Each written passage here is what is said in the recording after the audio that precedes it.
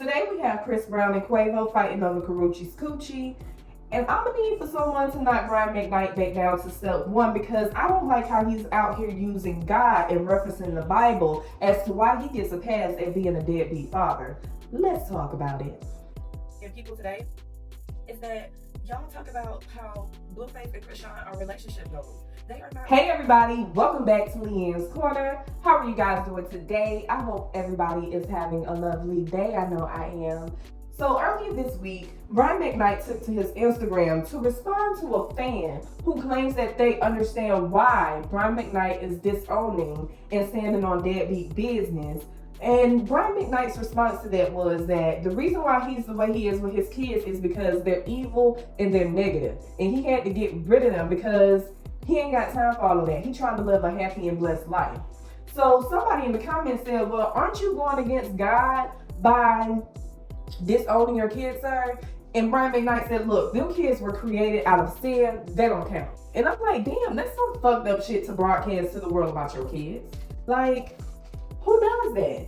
But Brian's son Nico slides over to the ShadeRoom by saying that it's crazy how you claiming how I'm the evil and negative one when you used to have me, you used to make me actually wash your used condoms before Lisa would get home. And I'm like, why are we washing used condoms? Like, why aren't they going in the garbage can? Like, what's going, and why are we making our child even touch our used condom? Like, why?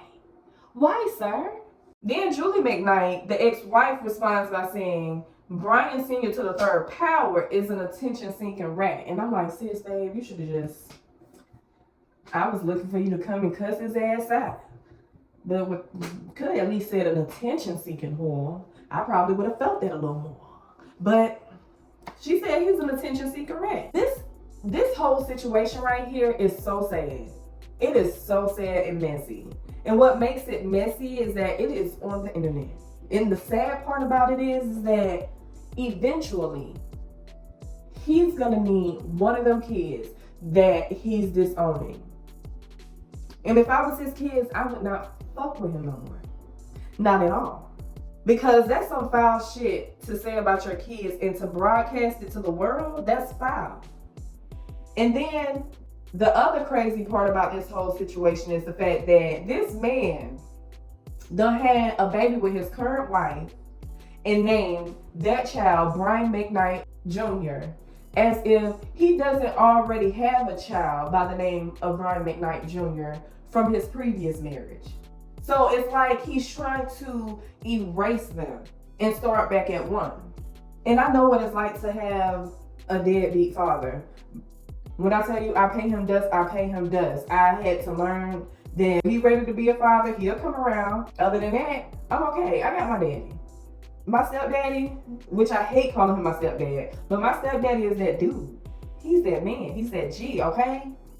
And another thing, before we get off this topic, his wife ain't shit either. Because how can she lay next to this man knowing that he is treating his other kids the way he is treating his other kids and being unbothered by it?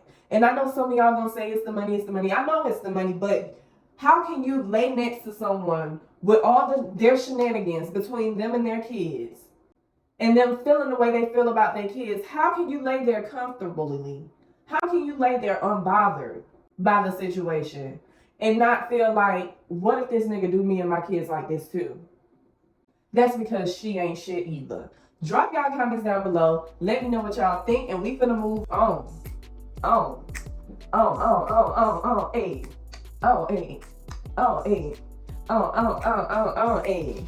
All over Karuchi's coochie, okay? And the fact that this chick ain't with neither one of them no more, and this lady have a baby by neither one of this men, okay? And I know that didn't make sense, but we gonna roll with it. So earlier this week, Chris Brown and Quavo released their diss tracks against each other, and Chris Brown ate Quavo ass up, baby, okay? So Chris Brown's diss track is called Weak as Link.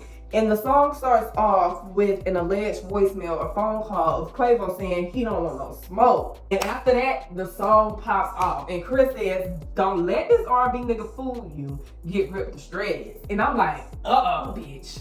It's about to go down. So he then calls Quavo a bitch with dreads. Then he starts getting dirty and alleging that him and Sweetie slept together, but he ain't going into no details. But he does claim that it happened while Quavo and Sweetie were still together. And I can believe it. But okay. And then he goes on to talk about how at Fashion Week, when they sat them next to each other, how he wanted to break this nigga face, but he did not want to fuck up his bag. So he kept it cordial. Chris Brown then brings up the elevator incident that happened between Quavo and Sweetie back in 2020 when Quavo and Sweetie had got into that fight on the elevator. But when he said everyone wished it was Quavo instead of Takeoff, I said cut the track and get Chris out of the booth before Migos and they Padres be on their way to get your ass, because I just knew, okay? I just knew that Quavo was gonna come back with something and he was gonna eat Chris' ass up. But everything don't always go as planned, okay? It don't always go as planned. So Quavo drops his track over Hoes and Bitches.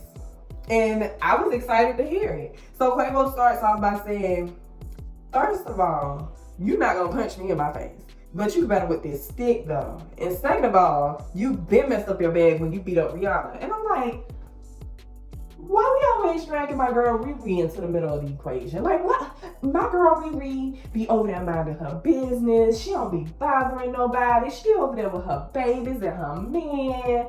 And y'all just drag my girl into this whole equation. Like, can y'all just start leaving my girl Riri up out of her? Because she ain't got nothing to do with anything. Like, this between y'all. Stop dragging everybody into it.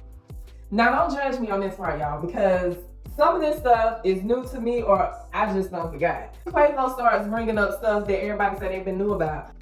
Quavo says that Chris Brown had got beat up by Frank Ocean, and I'm like, when this happened? What they get into it about? Why they even arguing? I didn't even know they ran in the same. And when did Chris Brown actually get tied up? And who did Chris Brown owe money? Like, did he pay him back? And when did Usher have to stop Chris Brown from hitting Tiana Taylor? I thought Chris Brown and Tiana was still cool. No wonder why they still not hanging together. Child, it's been a minute, ain't it? And then, what made me say, Quavo, where you going? Is when he started the chorus. And I'm like, Quavo, where you going? And then he got Takeoff on there. And I'm like, you just proving even more why you the weakest link. You just proving it even more. But the best part of Quavo's whole disc, in my opinion, is when he says, Sweetie, bitch, I can make another Sweetie. Okay? Ain't nobody studying no damn Sweetie. My thing is that Quavo, if you was gonna respond like this, you should have never just responded. Like, you should have just shh. You should have just been quiet. You shouldn't have said that. And it's crazy that all of this is over a woman that neither one of them are with. They're not with this woman. This woman, I don't even know if this woman is still with the dude that she done had the baby with, but this lady got a whole baby by a man that's not Chris Brown or Quavo. So I'm not understanding why they still beefing over this shit. But I do feel like Chris Brown won this whole battle. So drop y'all comments down below. Let your girl know what y'all think. And we will see each other in the next one.